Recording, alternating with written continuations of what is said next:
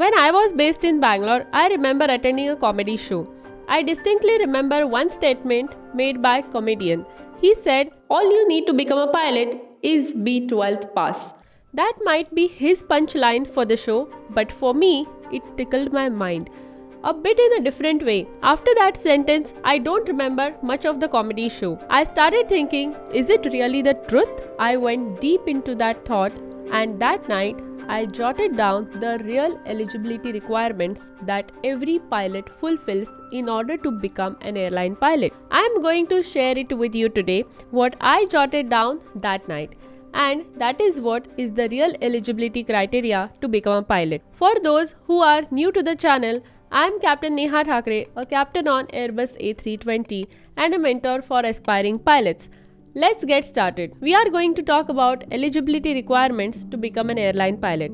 I have divided these requirements into 5 main categories: physical health, mental health, financial planning, educational, and legal. This is the baseline for aspiring pilots to make a decision whether they can consider pilot career or otherwise.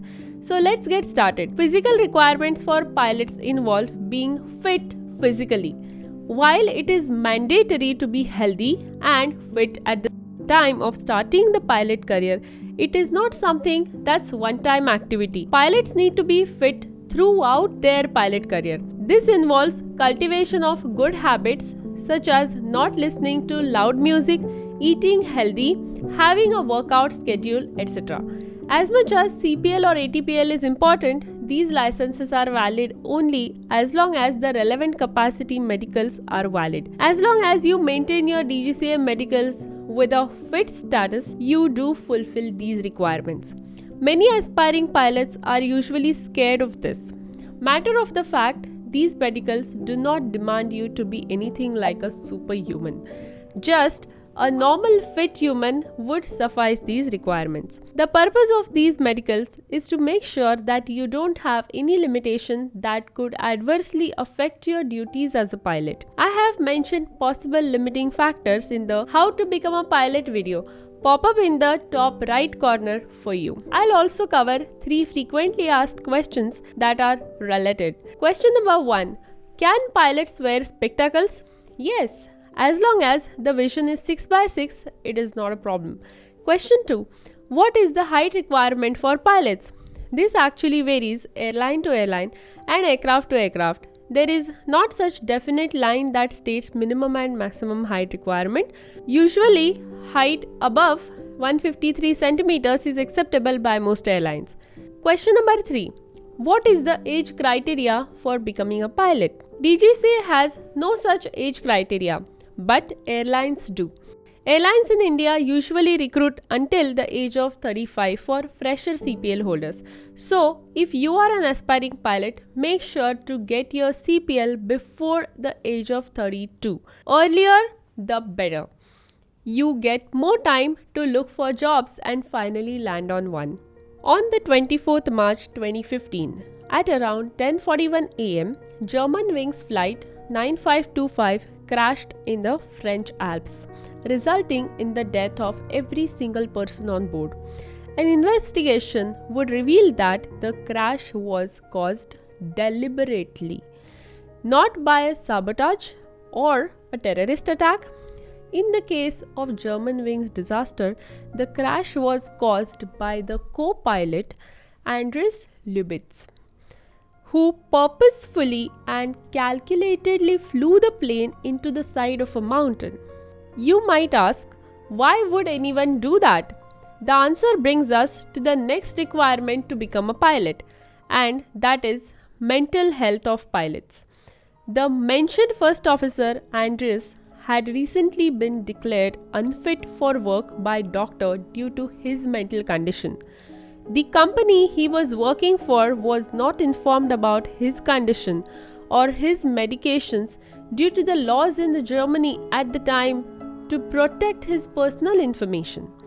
Andres at this point had unfortunately developed suicidal tendency.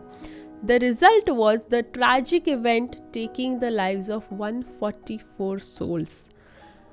After this event, Around the world, airlines started conducting psychometric assessment for pilots. Required measures were taken and skies were made safe again. In aviation, mistakes are not repeated. Aviation learns from the mistakes of the past, and that's how aviation has become one of the safest mode of commute.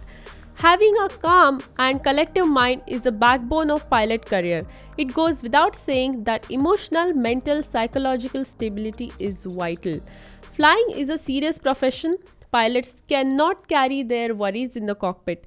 So tendencies like self-harm, suicide are not acceptable in aviation. More than one life is at stake when we are in an aircraft, be it in aviation or outside aviation. If anyone has a problem related to mental health or knows someone who is suffering, seek help or encourage them to seek help from a qualified expert before it is too late.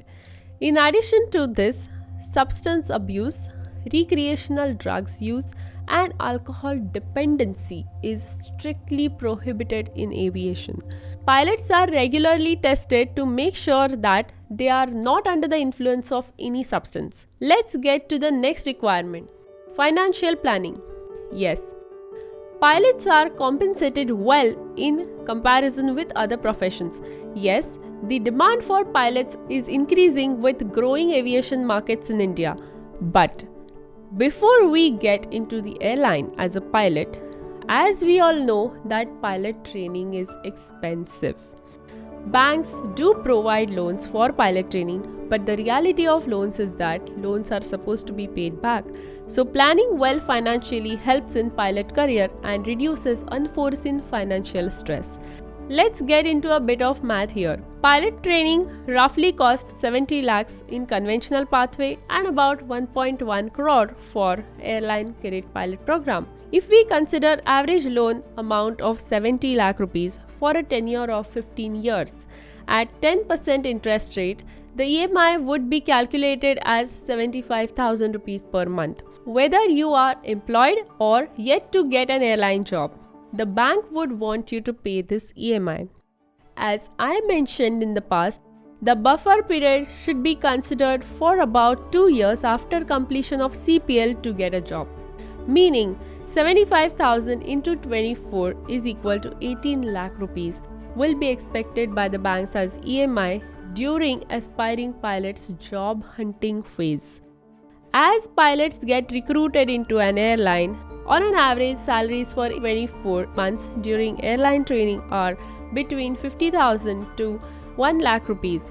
Let's take the average of 75,000 rupees per month. So, the EMI plus cost of living about 25,000 rupees per month.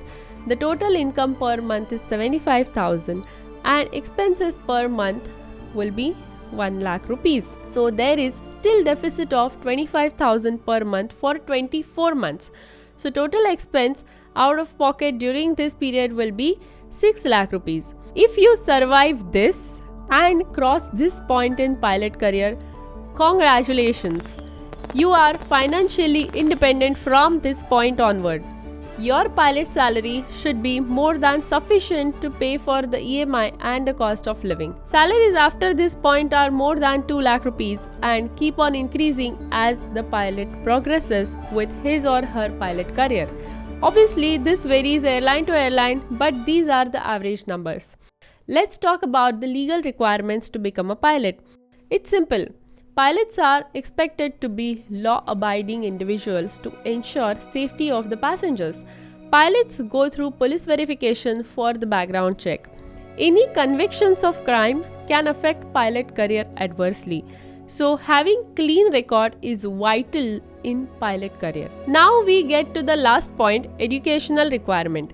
As in the beginning of the video, the comedian mentioned, pilots need to be 12th pass. Yes, pilots are required to be 12th pass, but wait. 12th pass with physics, maths and English. For most cadet pilot program, marks required are 51%. But for conventional pathway, passing percentage is enough. I often get asked, do you need a degree to become an airline pilot?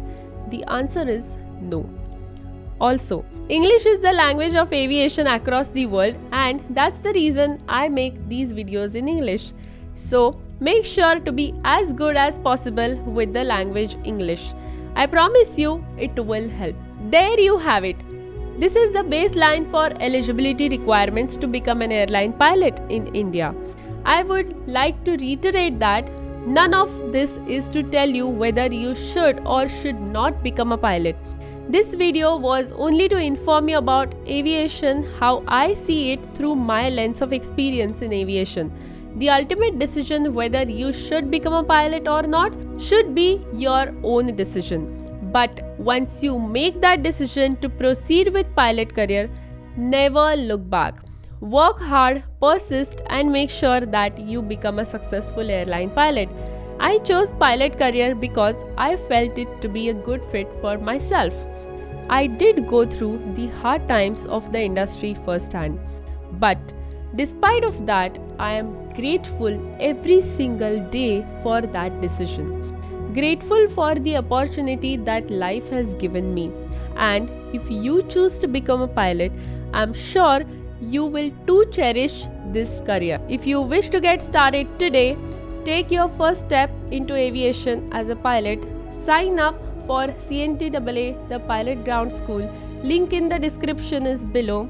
And see you in the next video.